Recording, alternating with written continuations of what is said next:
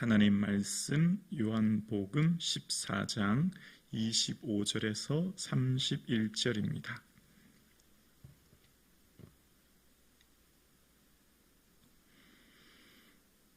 오늘 나에게 주신 하나님의 말씀을 함께 고백드리겠습니다. 내가 아직 너희와 함께 있어 이 말을 너희에게 하였거니와 보혜사 곧 아버지께서 내 이름으로 보내실 성령 그가 너희에게 모든 것을 가르치고 내가 너희에게 말한 모든 것을 생각나게 하리라. 평안을 너희에게 끼치노니 곧 나의 평안을 너희에게 주노라. 내가 너희에게 주는 것은 세상이 주는 것 같지 아니하니라. 너희는 마음에 근심하지 말고 두려워하지도 말라. 내가 갔다가 너희에게로 온다 하는 말을 너희가 들었나니 나를 사랑하였더라면 내가 아버지께로 감을 기뻐하였으리라. 아버지는 나보다 크심이라. 이제 일이 일어나기 전에 너희에게 말한 것은 일이 일어날 때 너희로 믿게 하려 함이라. 이후에는 내가 너희와 말을 많이 하지 아니하리니 이 세상에 임금이 오겠습니다. 그러나 그는 내게 관계할 것이 없으니 오직 내가 아버지를 사랑하는 것과 아버지께서 명하신 대로 행한 것을 세상이 알게 하려 함이로라. 일어나라 여기를 떠나자 하시니라. 아멘. 삶과 죽음을 결정하는 중요한 기준 하나는 생각입니다. 행복과 불행, 평안과 불안, 기쁨과 슬픔, 다 그 기준은 생각입니다. 예수님께서 부르셨던 제자 12명 중 삶과 죽음을 결정했던 한 가지 분기점은 생각이었죠. 베드로도 예수님을 부인하고 심지어 저주까지 했지만 딱 울기 전에 내가 3번 부인하리라고 하는 것이 어떻게 해요? 생각나서 밖에 나가서 심히 통곡하고 돌이키는 모습을 봅니다. 그런데 가룟 유다는 마귀가 예수 팔 생각을 유다에게 넣었다라고 이야기합니다. 그는 그 일로 인해서 결국 스스로 목매어 죽게 됩니다. 어떤 생각을 하느냐가 삶과 죽음을 결정짓는 아주 중요한 분기점입니다. 우리의 생각이야말로 얼마나 중요한지 몰라요. 그래서 우리의 삶 가운데 하는 모든 생각은 우리가 잘 분별해야 되는데요.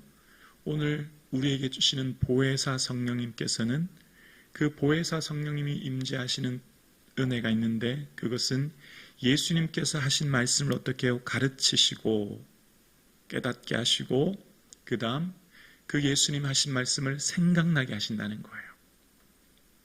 예수님이 하신 말씀을 우리 가운데 가득 채워서 그 예수님 말씀을 생각나게 한다는 것이죠. 육신의 생각은 사망이요, 영의 생각은 육신의 생각은 사망이요, 영의 생각은 생명과 평안이니라. 육신의 생각은 하나님과 원수되나니라고 이야기합니다. 육신의 생각이 우리 안에 가득 차 있으면 그것은 하나님을 대적하여 원수가 되는 삶을 살게 된다는 것이죠. 그래서 베드로의 삶 가운데 편지할 때 베드로후서 1장 15절에 보면 내가 힘써 너희로 하여금 내가 떠난 후에라도 어느 때나 이런 것을 어떻게 해요? 생각나게 하려 함이라. 예수님 다시 오심, 그 예수님을 생각나게 하기 위해 이것을 썼다. 말씀을 결국 어떻게 하죠? 말씀은 우리에게 예수님을 생각나게 하고 예수님이 하신 말씀을 깨닫게 하므로 예수님께서 하신 그 일을 기억하여 내 마음에 말씀으로 채우게 되는 거예요. 자, 예수님께서 성령님이 임재하시면 어떻게 된다고요? 예수님의 말씀으로 우리를 채우셔서 그 말씀이 어떻게 해요? 생각나게 한다고 했지요. 그러니까 우리 마음속에 말씀이 임하면 어떻게 된다고요? 예수님 말씀으로 내 생각을 채우게 되면 그러면 어떻게 될까요? 내 생각을 분별해요.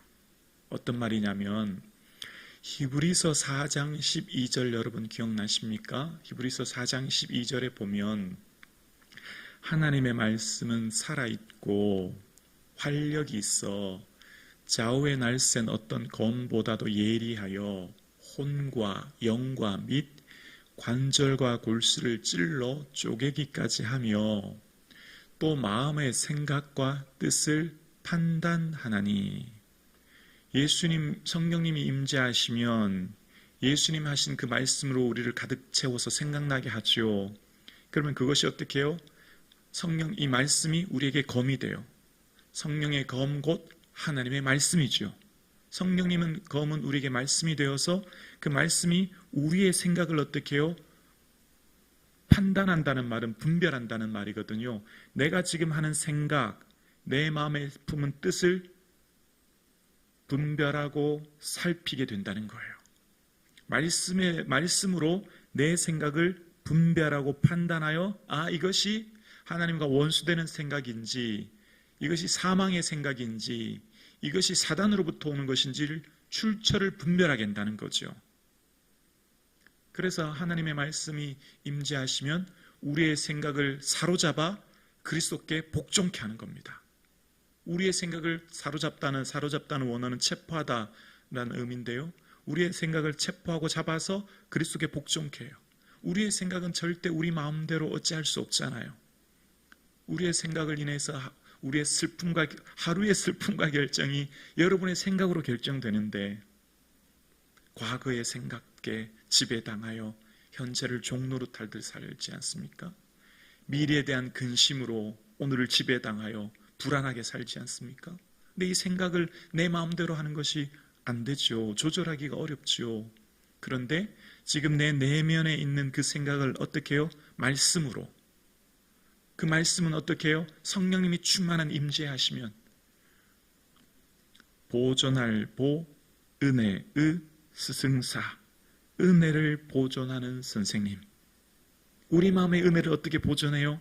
성령님이 충만히 임재하시면, 그 성령님의 임재로 우리 삶의 말씀으로 가득 채우시면, 말씀이 우리 내면에 일어나는 생각들을 살피고 분별해서 그 모든 생각의 출처를 깨닫게 함으로, 그 생각 가운데 이것이 사단으로부터 오는 것인지 성령님으로 임하는 것인지 알게 함으로 우리 마음에 평안을 주신다는 거예요. 이 평안은 세상이 주는 것 같지 않고, 그래서 우리 마음에 근심도 두려움도 사라진다는 것이 27절 내용입니다.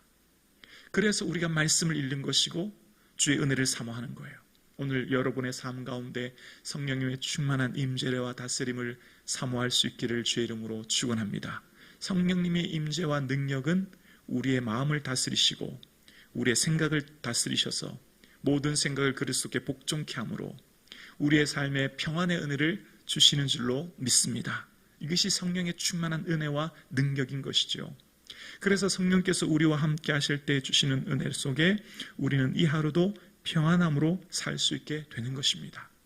오늘 함께 예배 드리시는 여러분, 우리의 삶 가운데 생각이 인생을 결정합니다. 생각이 내 삶의 미래를 결정합니다. 생각이 오늘 하루를 결정합니다. 이 생각은 오직 성령님의 보혜사 성령님의 임재하심으로 충만한 은혜로, 그 보혜사 성령님은 우리를 통하여 예수님을 바라보게 하고 예수님을 의지하게 하고 그 예수님 하신 말씀을 생각나게 함으로 그 말씀이 나를 다스려서 이 하루도 평안케 하는 것입니다. 오늘 함께 예배드린 저와 여러분의 삶에 그 보혜사 성령님의 은혜로 예수님의 말씀이 충만한 다스림을 받는 이 하루 되기를 주님의 이름으로 축원합니다.